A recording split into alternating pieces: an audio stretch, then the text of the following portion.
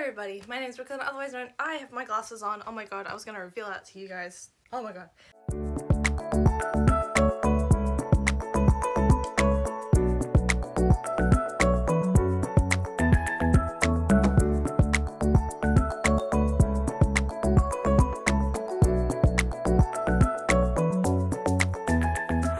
Hello everybody, my name is Brooklyn, otherwise known as the Dramatic Otaku. Yes, I did this.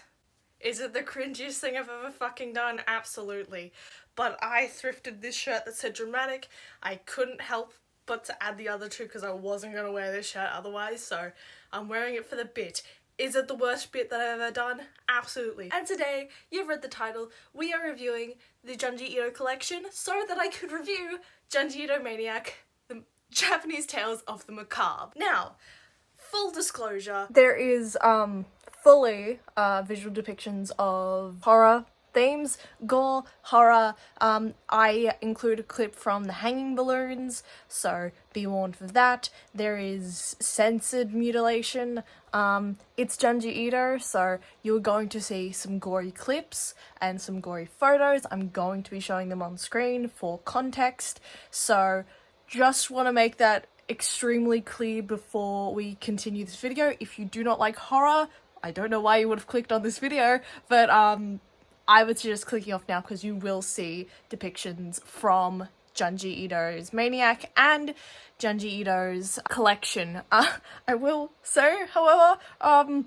I had such a hard time getting certain clips, very, very specific clips, so at some points, I just filmed my actual laptop to get the clips that I needed. So if a random poorly, visually poor clip comes on, it's because I had to film it directly off my laptop. So, yeah. Also, spoilers for Junji Ito's Maniac and the Junji Ito collection. I've been really antsy to make a anime review or review of any sorts for this month because I've been doing art reviews all month because I've had summer school. Now, why am I mentioning all this? Because this whole section is going to be in my January-February weeb wrap-up. It is. The whole reason I have this footage is so it can be in the January-February weeb wrap-up, but I really just want to talk about this as it's come out because I see so much footage of it on TikTok and people talking about it, that I really, really want to talk about it because I fucking love Junji Ito. If you know this channel, you know how much I love Junji Ito. I have all of... You can't see it, but past all of the slice of life, other horror novels, the figures, cinema roll, the 2 books on top, and the 1 Junji Ito novel that's actually being showcased. I have a lot of Junji Ito novels, including Tomiya Uzumaki, most of the actual collections, and all that kind of stuff. I'm a constant collector of Junji Ito books, not necessarily memorabilia, but you can't really see it up there, but I do collect prints that is fan art of Junji Ito works. I am a fanatic when it comes to Junji Ito's horror works. Now, if you want to see some other videos of me doing Junji Ito stuff, here they are. But point of today's video, and why I'm predisposing that this is supposed to be in the wee wrap up, is because I really wanted to talk about these because I binged them in 2 days. I found out that Junji Ito Maniac had come out and was quite surprised because I thought Uzumaki was supposed to come out and didn't even know this was a thing. So when I found out this was a thing, I was like, oh bitch, I am so watching this and reviewing it. I'm gonna tear it to shreds, but I kind of have to watch its predecessor because I was too scared to do that. The reason I was too scared to do that is because of the absolute lashing that the Junji Ito collection has gone online because of its poor quality of adaptation, not only adaptation but animation, and how just awful it is in terms of the body horror aspect, how it didn't really come across like Junji Ito. It felt like a really poor copy of Junji Ito, if that makes sense. So I knew for a fact I needed to review the Junji Ito collection before I could do Maniac. So that is what this video is. I will warn you, it is very long. I just spent the last 20 minutes doing my overall review of just Maniac. So obviously there is a lot I have to say about these two series. More about the Junji Ito collection than Maniac, but I have notes. Also, yes, these are real glasses. I need reading glasses. Don't make fun of me. That being said, let's cut to my Junji Ito collection review. Something about both of these reviews is that there's notes I took when actually reviewing the series, and I will read these out first before giving you my overall review, just so that you know what my thought processes were when I was reviewing both series. That is pretty much what I want to note. And yeah, that being said, the Junji Ito collection. Now, I have a long string of notes. I'm mostly going to be reading off of the notes, so if I'm not looking at you guys, I'm sorry. I'm going to try and put visuals in. Try being the key word. I'm going to be doing this story by story review, as Junji Ito is mostly characterized by short stories, and so I can do a decent review based on the stories I've seen and comment on the ones that I haven't actually read in their manga form, as well as doing my overall opinion at the end of this. I will also be doing this for Junji Ito's Maniac. Now, I will note, I did watch this between English and Japanese, so every episode I kind of switched it up, and some episodes I forgot to switch it up, so the next episode after that was in English, whereas most of them would be in like Japanese. I basically did alternating sub, dub, so I could get a good spectrum on the English dubs versus the Japanese subs. However, somehow I managed to only get Soichi's episodes in Japanese. So, little fun fact about that. Speaking of Soichi, we're starting with Soichi's Convenient Curse / Helldoll Funeral episode 1. Actually being able to hear Soichi biting down on the nails, his nails, you know, the things you, is fucking gross. It is probably the most disturbing part, and the voice acting is actually pretty decent. Sound-wise, the series is decent. They made their spider look like a photo. I'll give him that. Now, I did say some of the voice acting was good. Some of the screams are goofy as shit. In Helldoll Funeral, the eye thing that they did at the end, I did think elevated the horror, but the gore was and did end up being lost in translation, especially with the darkness and the colour palette making it more muted. I feel like if it was highlighted more and had more colour palette, more of a colour palette, I'm doing an art history thing at the moment, and it has fucking fried my brain. Because of the colour palette, I think a lot of the gore was lost in translation. They had the visual there, they did not have the scare factor, nor the, like, perspective gore that you would think to see in an anime, honestly. Episode 2, The Fashion Model and the Long Dream. This was an English dub. I'm not gonna lie, I'm actually happy for the Long Dream to be dulled down. I genuinely hate it because of that one particular panel, because it genuinely terrifies me, especially as someone who has problems with their sleep. So it's genuinely a terrifying story to me, so having it be slightly dulled down by the anime seems like a good thing to me. But that was before I watched the episode.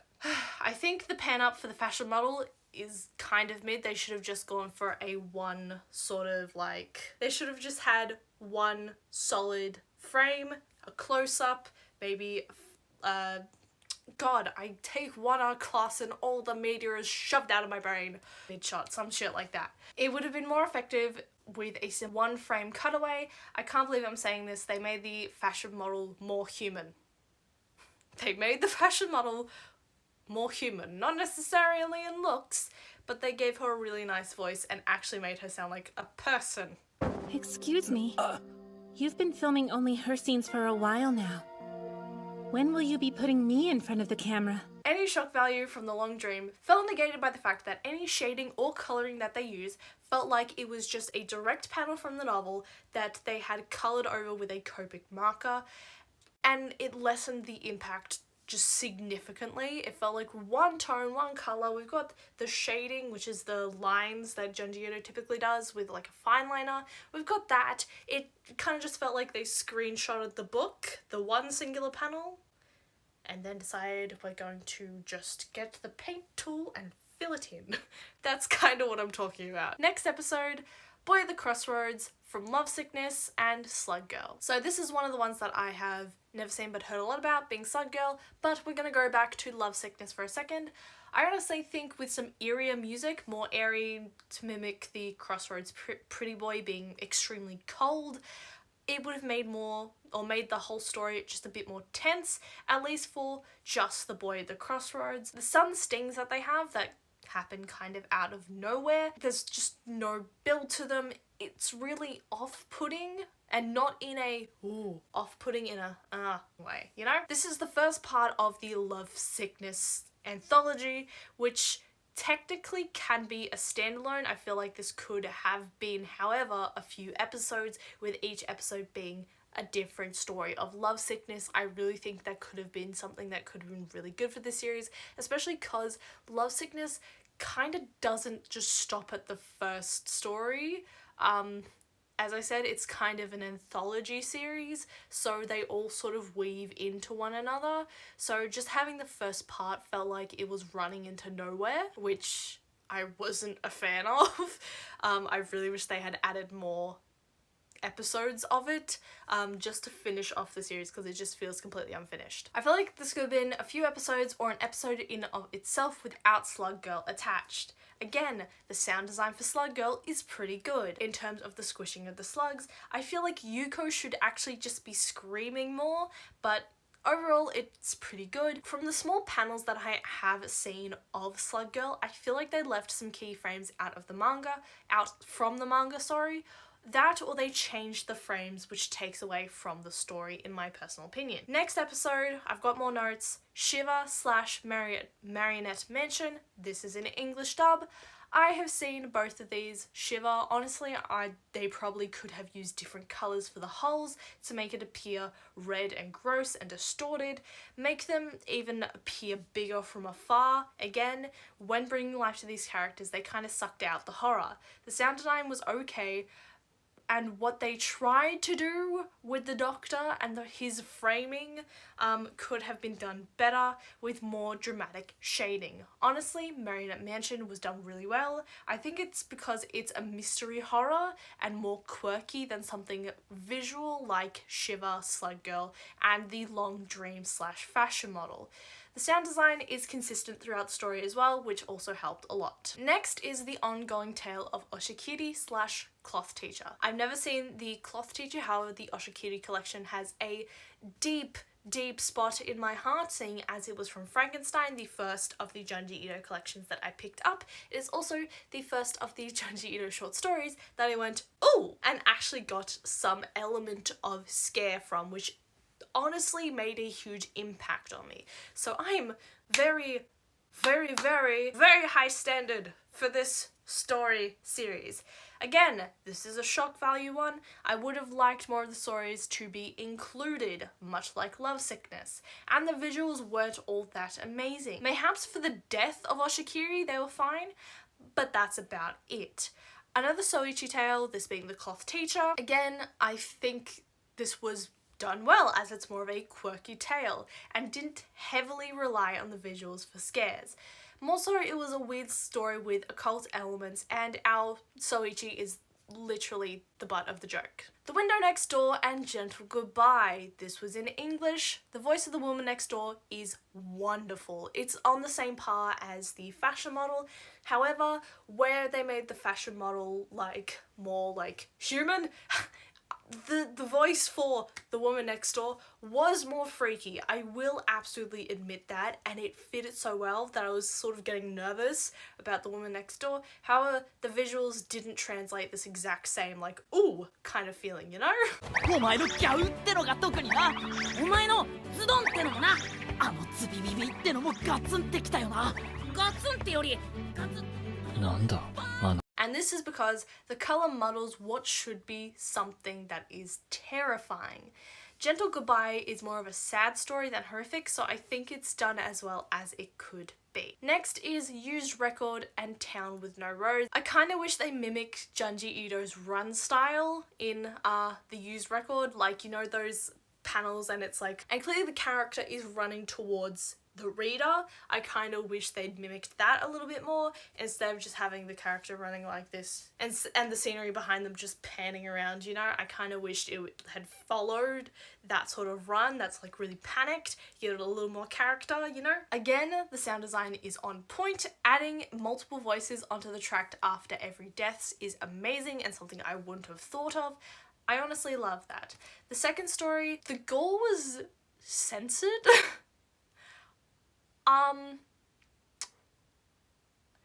Junji Ito, the king of gore in the Junji Ito collection, was censored.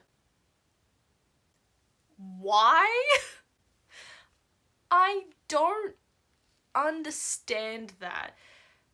The king of body horror in the Junji Ito collection, the body horror was censored. And this is in A Town with No Roads. The gore at multiple points was censored. I get needing to cover the nudity of the aunt, but the gore. Next is Honored Ancestors and The Circus Comes to Town. For some reason, there's a significant drop in quality. Here are some lovely pictures of what the fuck I witnessed with Honored Ancestors.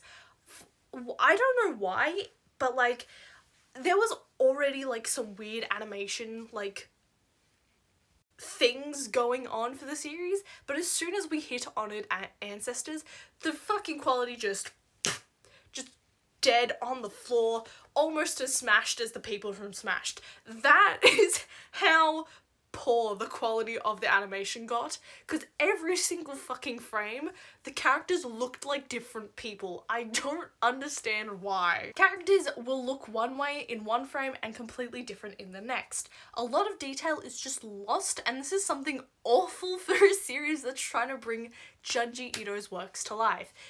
Lots of series and works that are extremely detailed. This drop in quality probably shouldn't have happened for his series. This gets worse in Circus Comes to Town. The ringmaster's face is constantly changing and I don't like it. I don't know why, but just particularly episode 8 just has the worst animation quality compared to other episodes. Other episodes does have just awful bits of animation, but it's not as bad as episode 8. I don't know why that was. Next is our first Tomie, which is The Painter and Blood Bubble Bushes. Okay, they took a little more care in this episode compared to the last episode. I wonder why. And the voice actress that they got for Tomie's laugh, perfect for Tomie. Honestly, I couldn't think of another voice actress more perfect for Tomie. Unfortunately, she was not renewed for Maniac, but still, this Tomie, perfect voice, great laugh, I love it. I actually think it's kind of perfect for Tomie. The sound design makes me feel so unbelievably uneasy. Now, I don't remember if this was for Blood Bubble Bushes or if it was for Painter. Either way, it was for one of them. Now, the next two, which is Greased Bridge, which I watched in Japanese, and Supernatural Transfer Student and Scarecrow, which I watched in English. Don't have any notes because I was kind of getting bored of taking notes and being super analytical, so yeah. Next is Smashed / Rumors. Again, the sound design is amazing given the material. I legit jumped when each character got smashed. I also still hate Soichi's teeth clacking with the nails. I will say, I love Soichi so fucking much. The one thing that I loved and want to see fan art of is Soichi going fangs. Because that was honestly really funny when he got caught out for all his lies and just did the fangs thing. I love that so much and it's genuinely really funny. I love Soichi as a character. For some reason, on Crunchyroll, Tomie, which is the 13th episode was split into 2 parts, and they're backwards. The first part of Tomie is the last episode on Crunchyroll, and the second part is the second last episode. I don't know why, but I had to keep flipping between. I watched part 1 in Japanese. Despite putting her story into 2 parts, they still cut out some very small but key details to Tomie's story, which I'm not all that happy about. I am a Tomie snob. I am going to be honest, they completely flubbed Tomie by taking out such small details. By taking out the small details, they cheapened pretty much the whole story of Tomie. An example of this is like what ended up happening to Yamamoto, and then the like just harsh cut to Reiko. They still do the harsh cut, they just take out the section where Yamamoto is a caring person, to Tomie, and is completely freaked out by this whole thing. They take that out despite it being a really important part to the episode. So, really important. It would have added to the series a little more, in my own personal opinion. They could have spent a full 23 minutes building on just the first story alone, which is something that I think they could have done with a lot of the stories, where it could have just been 1 episode.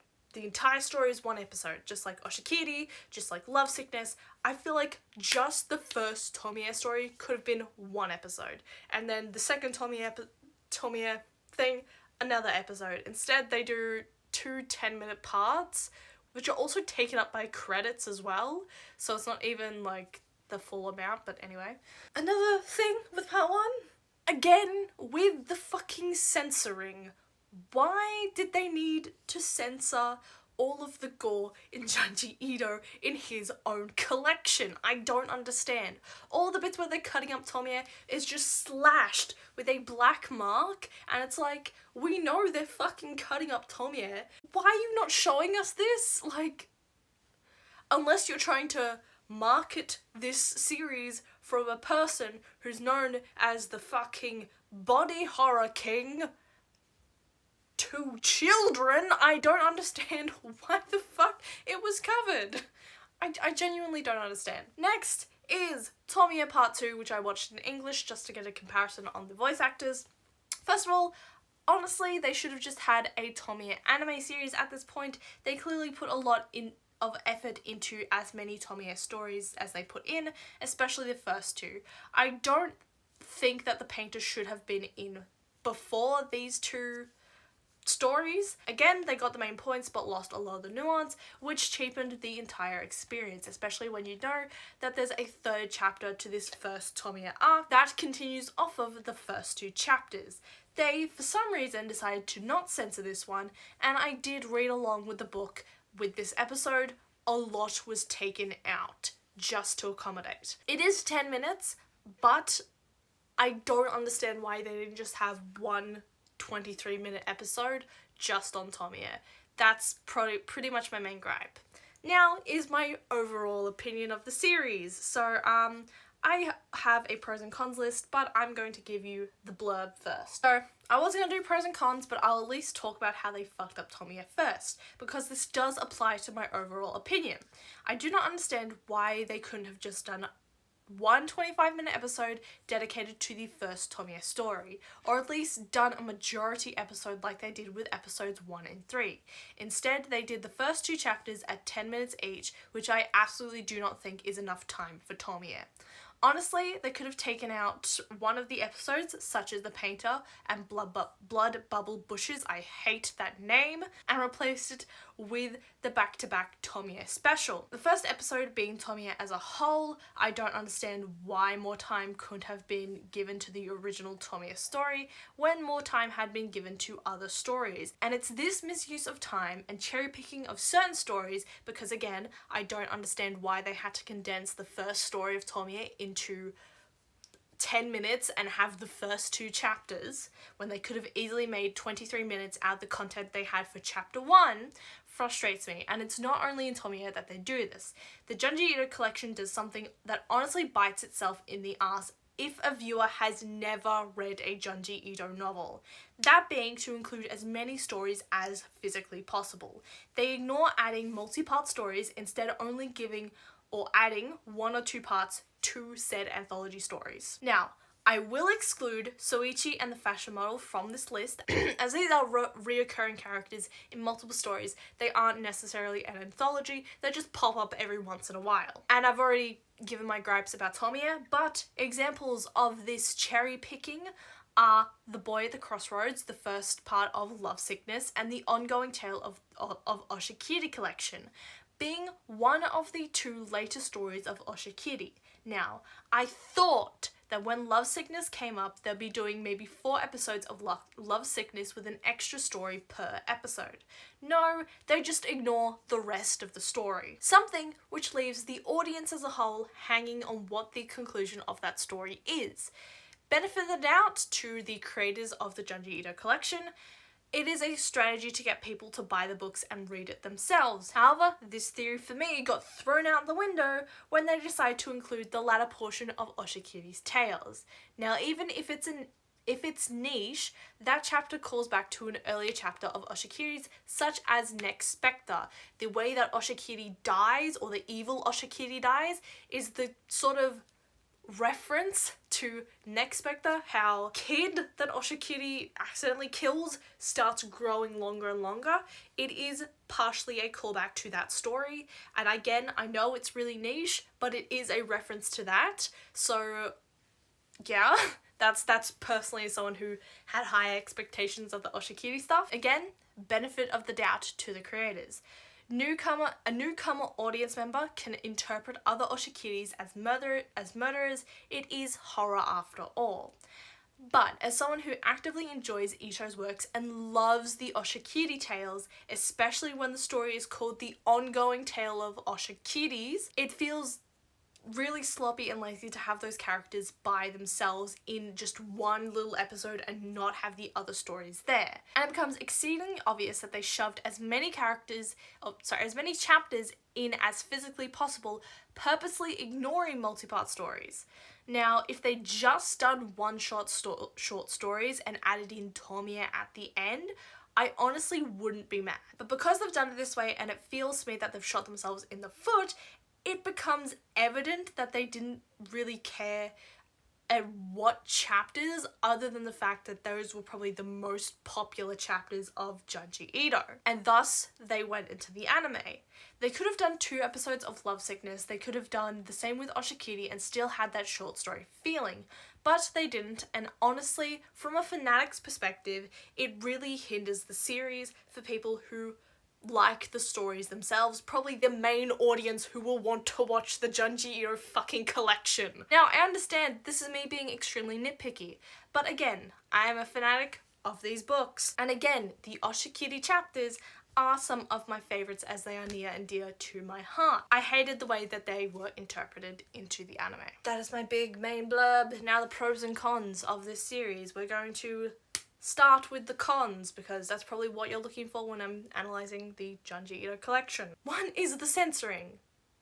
Why the fuck are you censoring a horror series? Especially for someone who is known as the king of body horror.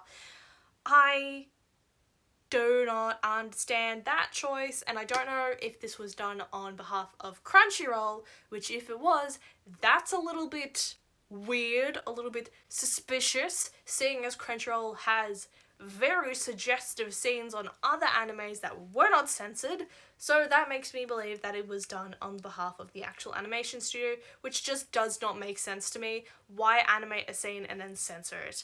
Like, I get maybe for the Japanese public, but unless you're like showing this at prime time, I don't understand why it needed to be censored. I figure the Junji Ito collection would be aired late at night, and thus the gore makes sense to be put on a program like that.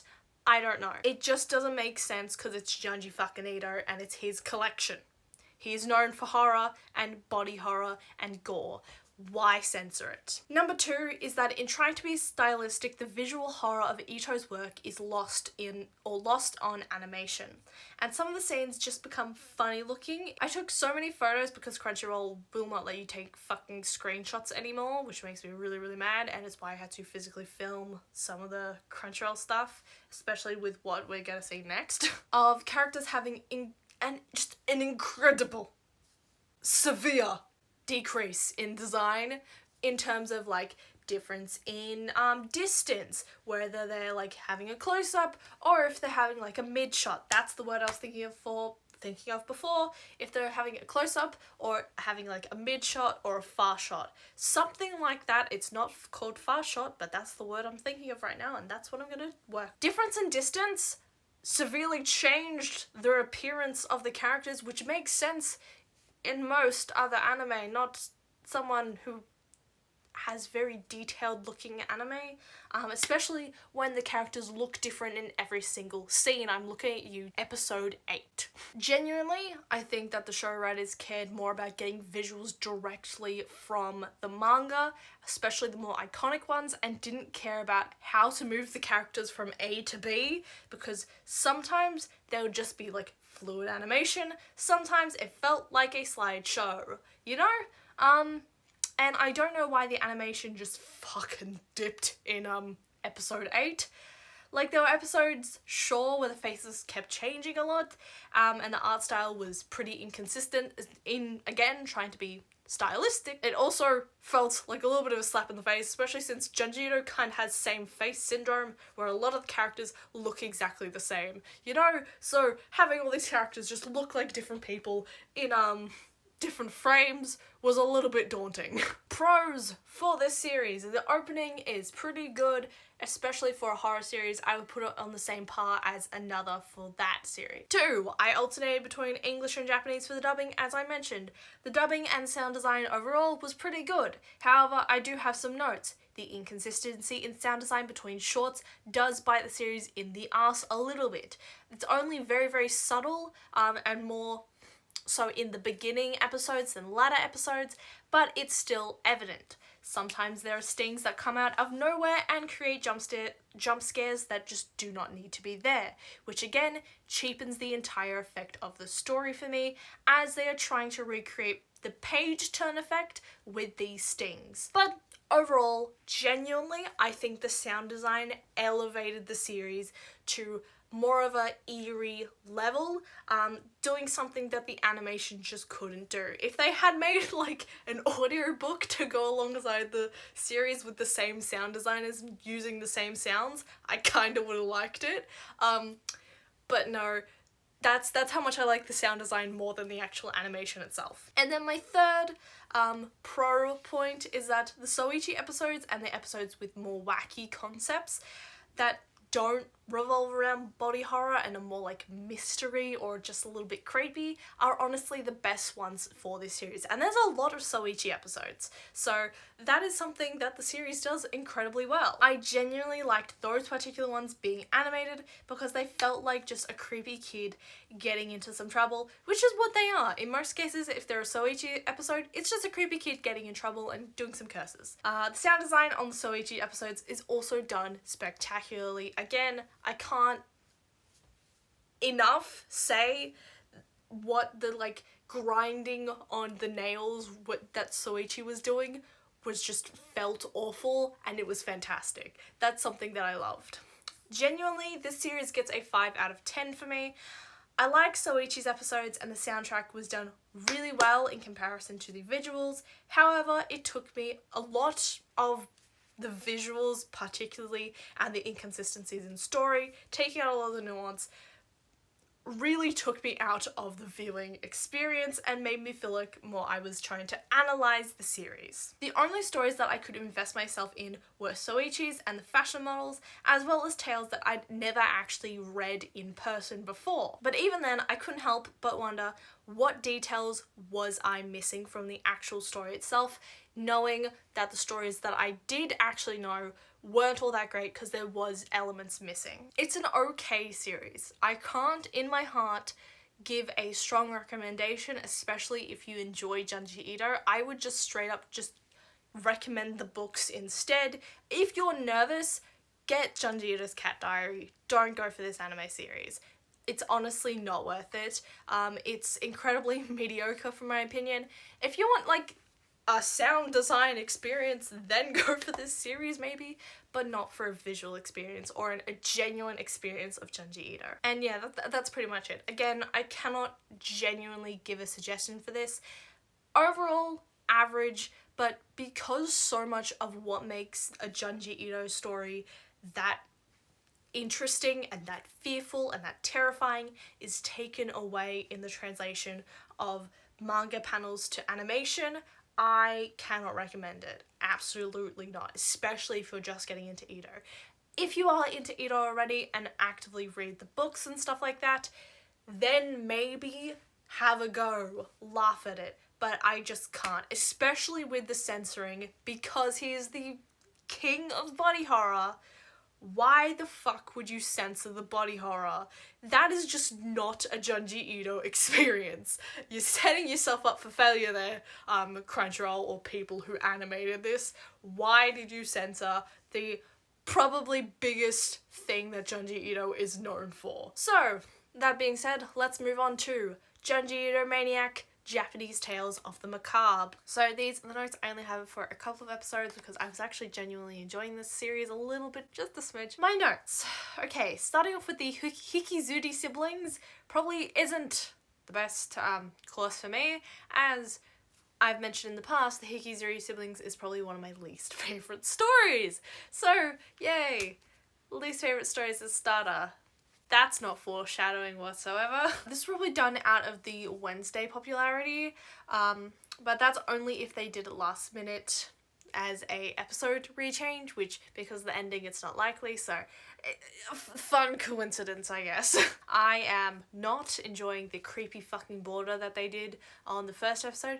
They didn't proceed to do it for any other episodes except for the first, but I just have a thing where I do not like borders on animation, and it just bothered me when I kept seeing it, so it worries me that the opening is in the same style as the Junji Ito collection, but I do enjoy the opening.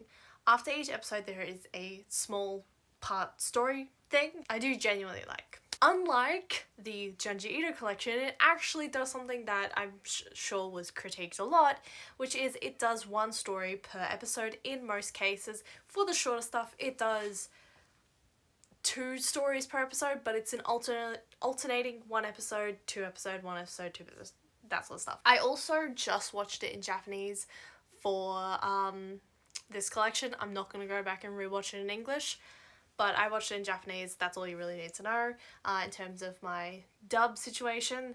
The animation was actually decent, and while it is the second story of the Hikizuri siblings, I don't hate that the second one was used, as it effectively shows the family's dynamic of the Hikizuri siblings, whereas the first one is more so about the sister. Granted, they could have adapted more on the fact that they just killed the sister's boyfriend, but still. Episode 2. The smoke effects in episode 2, trash. No. Why? This does not give me high hopes. But once again, it is good. Decent at least. They're not particularly going for the body horror route, at least as of episode 2 anyway, with the exception of maybe the ice cream truck, which they could have been more stylistic. But I enjoyed it. I love the use of the panels for the reconstruction of the incidents. Episode 3. I understand the use of CGI in this series, especially for this stories. However, it was not at all blended well enough into the animation. All you can think of is the evident CG and Shirashi's body flapping about under the balloon. When I tell you I pissed myself laughing, nearly pissed myself laughing, I don't understand why it needed to look like that, but it was really weirdly funny. The balloon jump scare in the alley genuinely got me, and I will admit that more can be done detail-wise to make the body horror look more visually displeasing, but overall, hanging balloons was actually pretty decent, given that you try to ignore the CG and the poor blending of it. I don't know what episode this is, but it's one of the Soichi episodes. They clearly got the same VA for Soichi, which makes me really happy. Honestly, the Junji Ito's collection sounds for Soichi's nail biting is honestly better and more displeasing. You can clearly see a loop, or clearly hear a loop, for Soichi's biting in Maniac, which personally, as a audio nerd, I wasn't a huge fan of. They chose the last of the Oshikiri tales for different episodes. I honestly think they could have done or chosen a better one.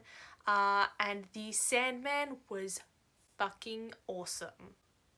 Genuinely the scariest story, animated at least. I really liked it. I also got these two very strange photos. I won't even say screenshots because Crunchyroll doesn't allow you to screenshot shit. I could hear Hair in the Attic. Okay, I didn't like it, mainly because you could hear the loop for the teeth grinding, and I don't like the teeth grinding sound. I can hear it in my skull. Episode 6, some of the dark parts are way too dark visually. Also, I can tell Yuki Kaji's voice from a fucking mile away. I know that man's voice. It's been in too many of the anime that I fucking like. This man playing a deranged character, or deranged characters, is clearly his forte, and his blood-curdling scream is quite fucking good. A very good vocal choice for the library episode. I honestly really loved Yuki Kaji's performance. Episode 7. I'm gonna need to read the actual story of Toontown because honestly this was done really well. Again, a flaw would have to be the CGI, but honestly I think it was a kind of good in this episode. It was at least blended a little bit better than it was in the Hanging Balloons. Yes, again, didn't blend the most perfectly, but it was better than before. It did also help that I hadn't seen Toontown before, but I actually really liked it, and I did get jump scared at the end and really actually enjoyed it quite a bit. Some of it was a bit slow, I will admit, but it was decent, and I think what elevated it was that I'd never seen the actual story before. Episode 8, Layers of Terror. Now this is another story that I really like, and I read it. It's not in any of these books, but I read it online, and it's really like good personally. Not so much how they did it in the anime. And I did like it. The audio stuff was pretty good. Wasn't as good as it could have been, but could have been slightly better. Then is The Thing That Drifted Ashore. I don't know what scared me so much about it, or what unnerved me even. It didn't really scare me, it more so unnerved me. Again, the CGI did take me away from the moment a little bit, but I was still slightly unnerved, whether it was like my fear of the ocean, the parallels to Gyo, or the overall visuals. Again, CGI took away from it, or the fact that I'd never seen it before, but something unnerved me about it, and I'm not sure what. Episode 9, okay, this one's a long one, because it's the Tomie episode. I don't like how they did the Tomie episode. 1, I think the collection animated Tomie significantly better. She looks more like she does in the manga than in the Maniac version.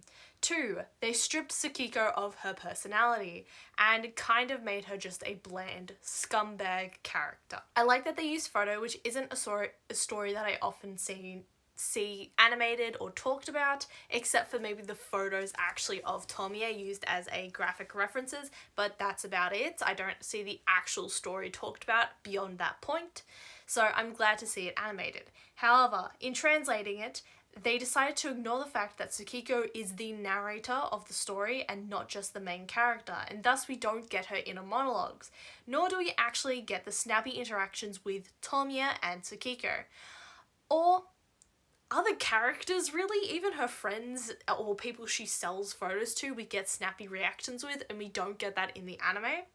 Her sass is lost, but also her agency in the latter half of the story, because this is a one-shot version of the 3-chapter arc. Her agency is just gone, because, like, she's being hunted. And, And, like, we don't get that agency because we don't get more of the photo story. It's just, poof, gone. Where did it go? You know? Like, she's actively being seeked out to be murdered, and there's little to no agency except when she's actually being attempted to be murdered by Yamazaki. It's really upsetting to see, honestly. Otherwise, in terms of, like, plot points, they got it pretty one-for-one with the manga. Yes, I was reading along with my actual copy of Tomie. They did simplify it a lot. In an ideal world, personally, Tomie would either be a movie franchise or a movie franchise of 3 parts, maybe a tie-in short film series as well, with, like, the big film series being, like, the first arc with then the photo arc, and then, like, the final arc being, like, passing dim into Old and Ugly, and, like, the short film series would be between photo arc and the last arc, pretty much. And ideally, everything in that series would go, ideally by the book exactly, and be characterized perfectly. But for a 23-minute episode, where it actually did a pretty good job at portraying the key elements of the story, I give it props for that. It just didn't bring the personality that we needed for the story. Also, I want to note, for a series that, like, so heavily referenced Tomie in the fucking, like, what's it called, promotional shit for it, there's only 1 episode on Tomie. I expected more, I'm not going to lie. Like, going into the Junji Ito collection, like, you can see all the stories that are on, like, the list. And I didn't look at the stories on the list for Netflix where I did Crunchyroll, so I didn't know how many Tomie stories there was, and I was so surprised that there was only 1, and actually a little annoyed that there was only 1, because one of the posters itself references one of the, like, more gruesome Tomie stories, the 3rd story of, like, the 2nd arc of the Photo Girl arc, of Sakiko's arc, should I say. It directly references that story in the fucking, promotional, like, cover. And you only had the first story. Are you kidding me? Again, a lot of the selling points for Junji Ito, and I didn't mention this with the Junji Ito collection, is Soichi and Tomie. And Soichi, I understand, at least for the collection, because there is so much fucking Soichi in that collection. And I guess Tomie as well, because they have three episodes on Tomie. However, I don't understand referencing the 3rd story of Sakiko's arc and not having that story animated. I don't understand. I get having the first story animated, and we all know my opinion on that, but the 3rd story I don't understand. And I know, I am well aware there is more than 1, like, promotional art, but if you're going to promote Junji Ito, I guess I understand why you promoted Tomie, because it's his most well-renowned, most famous works. It just frustrates me that there's only 1 episode, and that's the main selling point of it. I get, like, the use of the hanging balloons, because it's a pretty big episode. I get the use of maybe Soichi, because there's 1 or 2 Soichi stories. And Soichi, again, is a reoccurring character. We see him a lot in a lot of fucking stories, especially in these series. But only 1 Tomie episode, and that's the cover? That I don't understand. Next is at episode 10, The Unendurable Maze. Again, stripping the story of the substance it needed. We don't get a whole lot of context for the events of the story, and the personality of the characters are completely lost. Also, they somehow made the bully more uncomfortable to endure. I congratulate you on doing that, but it's significantly more uncomfortable in anime form than it is in thing. Not in the same way, though. That's the thing. It's not in the same way, and I think it's mostly with the voice acting of the children and the crying. It makes it so upsetting to hear. Episode 10 is probably the most uncomfortable episode to sit through just because of the bully. And then is episode 11. I was immediately... oh my god. Episode 11. So there's the headless statues episode. I was so quickly taken out of the moment by the discordant jazz saxophone that fucking started playing when the main character was confronted with the headless mannequins. Why the fuck was there a discordant jazz solo in the middle of this incredibly intense scene? I don't understand. And it's a little bit funny to me. Took me right out of the moment and made me laugh a little bit because I wasn't expecting it. So what do I think of the series overall? Now, I'm going to parrot a lot that's being said in the notes, like I did with the Junji Ito collection section, but pretty much, I actually enjoyed it. I enjoyed it a fair bit. I do think it has a one-up on the Junji Ito collection personally. It could have done artistically something more stylistic. As I said, Tomiya wasn't Tomiya in this series, which made me kind of upset. I loved the format that they went through because it is one of the biggest critiques that I had of the Junji Ito collection, where they had some episodes where it was just one story and they kept to that story, and then other episodes where it was two shorter stories. Personally, I feel like they could have expanded more on certain stories, but I feel like those kinds of stories, for example, the Hikizuri siblings or the Tomiya series, either needs to be its own series or needs like a film series or something like that. Obviously, the CGI, depending on what episode, is garbage, and they didn't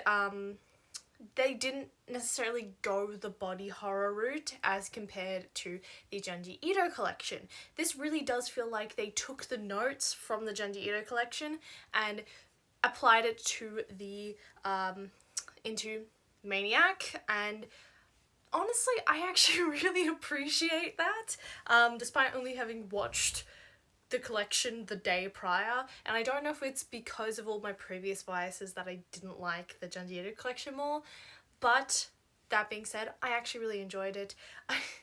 There are some moments where I really wish they didn't have CGI or special effects, just because it cheapened the look of the entire thing, or they could have blended some of the CGI into the animation more. I know for a fact, I haven't looked at other reviews yet, but I know for a fact it's going to be bombed to shit because they use CGI. I actually think they did it more effectively. I will say, compared to the collection, their soundtracks aren't as good. It could have been improved more. There wasn't really a whole range of diversity in sounds. A lot of the sounds are replayed. You could hear loops going on. Honestly, probably a downgrade as the comparison to the Junji Ito collection. The one thing I did also like about the Junji Ito collection was it was more stylistic, where it looked closer to Junji Ito's style of drawing.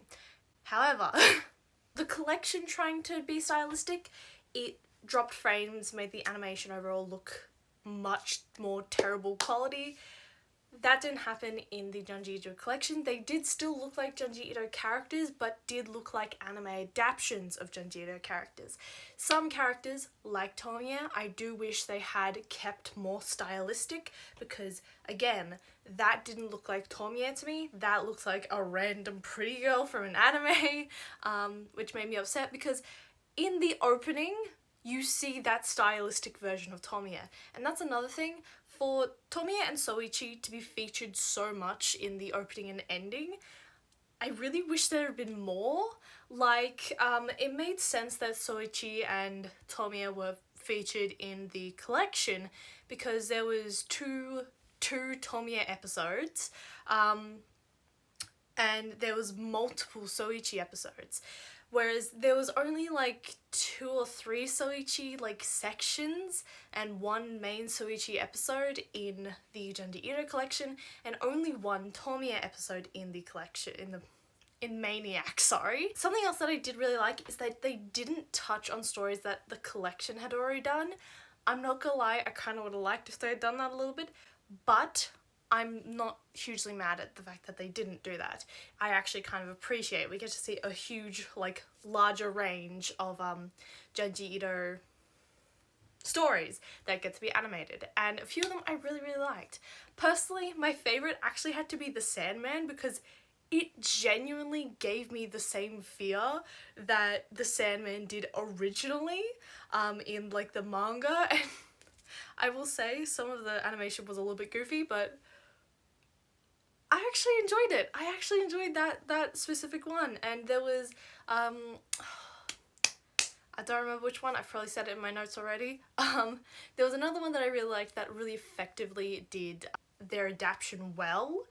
And a lot of the ones that I hadn't... Oh, The Bully, that was what it was. The Bully actually did it semi-decently. I will say it, semi-decently. There is some things that like, the Maniac series could have done to do it better, but with the time limit they were given, plus the, like, things that they had to get in because it's Junji Ito and they have to make sure they get these right plot points, they did lose and tend to lose some of the nuances. That's the biggest thing across the series, is the loss of nuances is a problem when translating Junji Ito to the screen. Now, in terms of body horror, I actually really like that they steered away from body horror a lot. In terms of Maniac, there is a lot of little things that it could have done to be better, such as making episodes split into two, as in like one Tomiya chapters, 2 episodes, just to add that little bit of nuance, because they definitely stripped a lot of nuance out of certain stories that I really think could have been enhanced if they had left it in, as well as the fact that they didn't blend certain animation things well, so it looked really cheap. The audio quality, not audio quality, but like sound design could have been better, though I will say it does vary quite wildly between episodes. Some of them it's done like super effectively, and some of it it's not, whereas in the collection it was kind of just concisely really good, though it also did fluctuate a little bit, but not as much as it does in Maniac. As someone who loves Junji Ito, I really actually like this series more than the collection. Was it a little bit disappointing? Yes. See, a lot of the problem with translating Junji Ito to the screen is, first of all, body horror, and second of all, level of detail, and third of all, the nuances in character, as you don't get a lot of the narration that you would get from, say, manga panels, and characters literally narrating stuff. Like, as I said, Sekiko, we don't have her character because she's the narrator in photos in Tomiya. We do not have her narration in photos in Tomiya in Maniac. A lot of the character quirks, because a lot of these characters, these main characters, are narrators, falls flat on its face.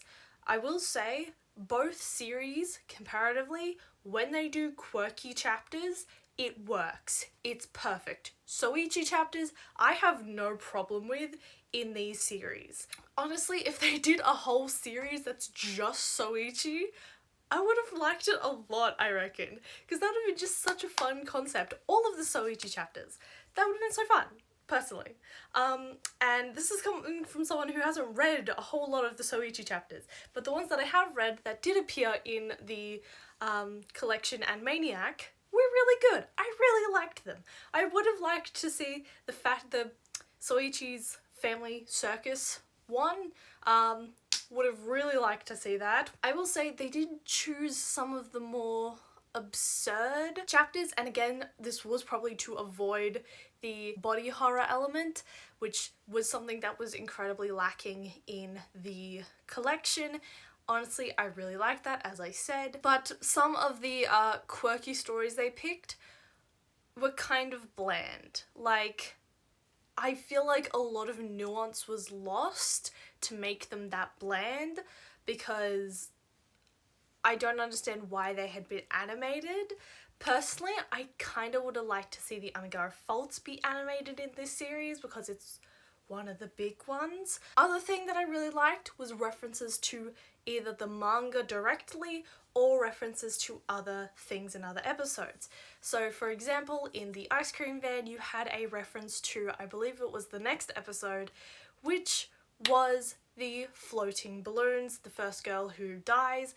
You see her interview pop up in the scene where the kid is eating his friends. I thought that was really cool. In another scene, in another story, the Hell book that is in the library, oh my god, I'm blanking on all the names, that the Hell book that's in the library story, you see in the story of the Tall Wall.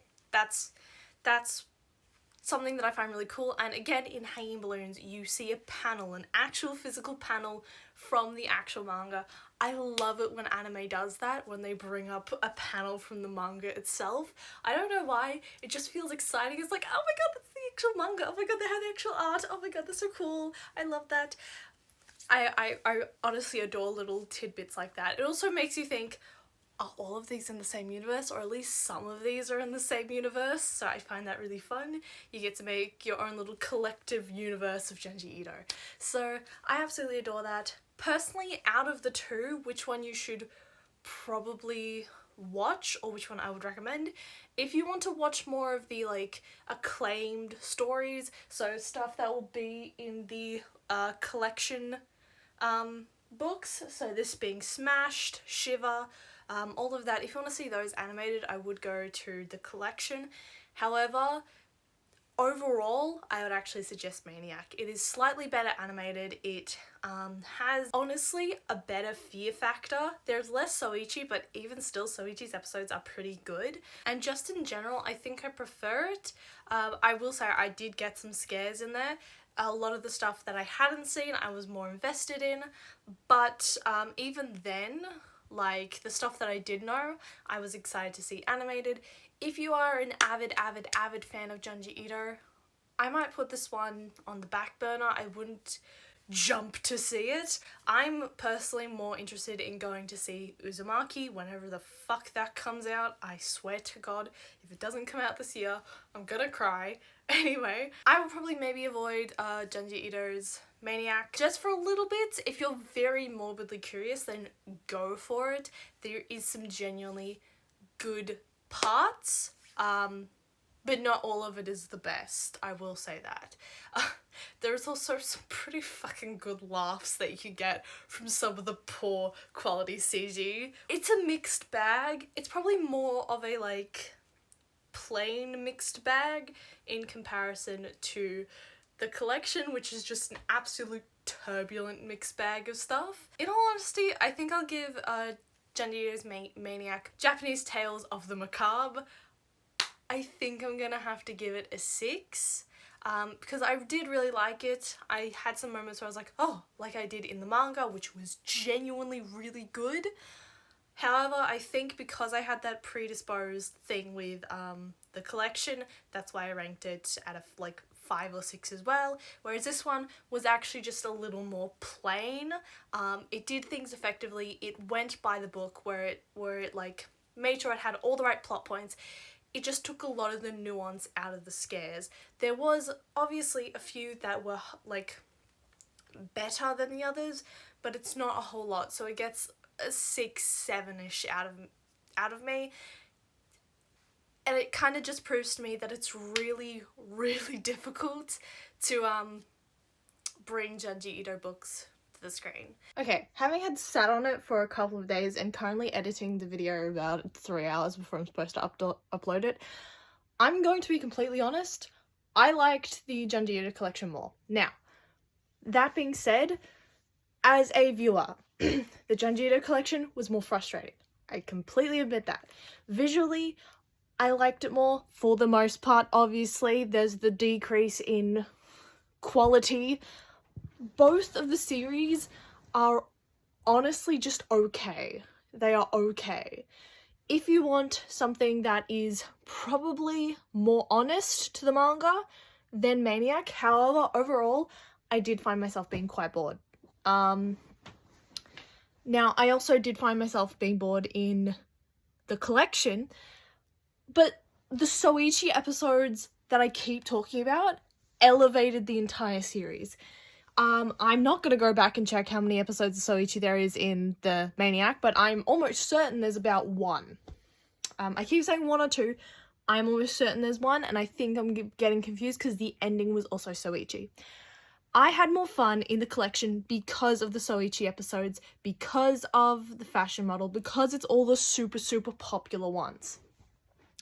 In terms of a good scare, it is like a 1 in 12 chance in, Maniac. There is a 0 chance in fucking the collection, so if you want to go in for a genuine, like, little scare moment, then go for Maniac. If you want better animation quality, go for Maniac. If you want to see the hanging balloons animated, because genuinely that is probably one of the better episodes in Junji Ito's Maniac, go to Maniac. Honestly, but as an enjoyment factor, as enjoying the actual series, I liked the collection better. Personally, both rank at a 5 and a 6 to me, maybe a 5.5 for both series, just because they both have their very clear flaws. But I liked the collection more solely for Soichi because he's fun, the voice acting's fun. I wish there was more episodes of Soichi. I would like a Soichi series, please. Thank you and good night. But overall, I had more fun with the Junji Ito collection. Yes, I tore it to shit, but I did have more fun with it. In terms of actual animation quality, in terms of getting a decent scare, Maniac. However, the immersiveness of the collection is personally better in terms of soundtrack. That is something that really, really, really fucking bothered me in Maniac, how the collection soundtrack and, like, sound design was better than Maniac. And just, yes. I personally liked the collection more than I did Maniac, but they are exactly the same to me. Exactly the same. Maniac is just slightly more honest to the manga. However, it has its severe downfalls, much the same as the Junji Ito collection. That is all for my video for today. I hope you guys actually enjoyed this video. Yes, it will be a part of the Weeb wrap-up, because this was 2 hours worth of footage, and I've condensed it to about an hour. So, yeah, thank you guys so much for watching. I hope you guys enjoyed this video, even a smidge. I really, really just wanted to talk about the 2 Junji Ito series, especially since Maniac completely blindsided me, and I thought we were supposed to get Uzumaki first. So, yeah, thank you guys so much for watching, and I will see you all next Wednesday. Bye! じゃあね。